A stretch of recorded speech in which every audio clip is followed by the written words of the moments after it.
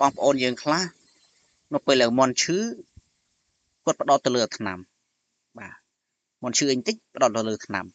ប៉ុន្តែគាត់អត់បានដកឃ្លាហើយគិតថាតើមន់ឈឺនឹងវាមកពីកត្តាអី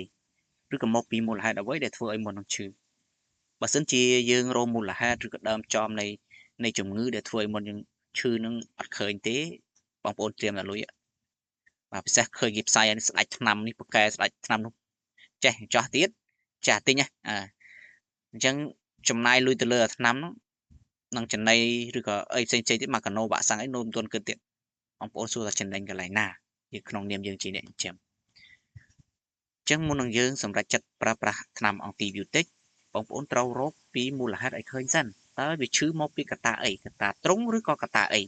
ឬក៏កត្តាយើងអត់បានធ្វើវ៉ាក់សាំងបាទពីព្រោះជំងឺខ្លះបងប្អូនត្រូវយល់បើវាចម្លងពីបាក់តេរីយើងអាចប្រើប្រាស់ថ្នាំបានឬក៏គុណមុនវាអាចថាជាប៉ុន្តែបើសិនជាករណីផ្ទុះជំងឺជាប្រភេទ virus ថាតែមេរោគ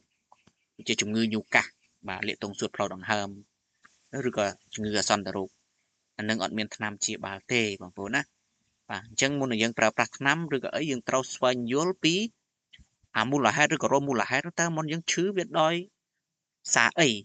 បើសិនជាបងប្អូនរកមិនឃើញទេបងប្អូនផ្ដោតទៅលើថ្នាំក្នុងការចិញ្ចឹម